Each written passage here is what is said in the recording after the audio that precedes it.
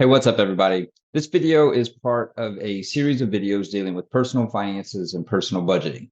I'm going to put this same intro at the beginning of each video. So one, if you've already watched the intro, you can go ahead and skip to today's topic.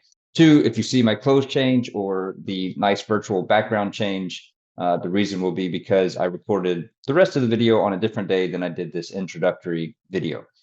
So the point of this series is simply to do very quick, hopefully 2 to 5 minute videos where we discuss a lot of topics dealing with personal budgeting and personal finances.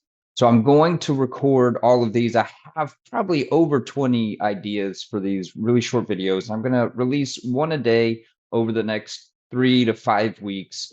And if there's a topic that you want to hear about, please go ahead and post it in the comments. Maybe it's one that I have coming up, and then I'll release that one in the future. Or perhaps it's something that I haven't talked about or thought about on my list, and I can address that as I continue the series. So without any further comments, let's go ahead and jump into today's topic. Today's topic is, what if I overspend a category consistently, month after month? I'm continuing to overspend a category. What do I do? Well, you're going to be tempted to stop budgeting, but I'm going to tell you that is absolutely the wrong answer, because that's not going to help solve the problem. That's just going to be that you're not aware of the problem anymore, but it will definitely continue to happen, and it'll probably continue to happen to a greater extent because you're not keeping an eye on it. So yesterday we talked about overspending a category more kind of in a rare situation where within your budgeting software, you're going to pull money from another category to cover that overspending. And then you're going to keep moving forward. Now, this is a little different. If you continue to have to do that over and over again, then you need to actually go back to your budget template. Now, if you're not sure the difference between what your budget is and your software, something like ynab.com, where you're actually keeping track of your expenses and your envelopes or your buckets of where your money is sitting in your budget, that's your budget software and your budget template from month to month, then you need to go back and watch those videos. But if you're consistently overspending a category month after month, you need to go back and reevaluate your budget template, because there was a video also on tracking your expenses so that we have a reasonable budget, and your budget isn't really tied to reality. If you're continuing to overspend a category, you have something on a sheet of paper that doesn't match what you're actually able to do because you're constantly overspending this one category. So you need to go back intentionally, sit down, think through this, and see where you can shift money around in order to cover that spending. Now, it may show a lack of discipline where you could get that number down within your budget number. Perhaps you're eating out 2 times too many per month. Okay. Now you know that you can get that down. Now, again, this is your budget, your priorities. If you want to put more money towards eating out so that you're not over budget every month and you have the ability to do that, do that.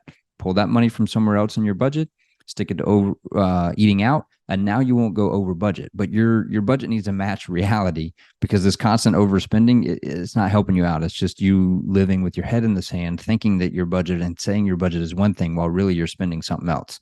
So if you want to do that and you have the money, increase the budget on your budget template and pull the money from somewhere else so that it matches reality.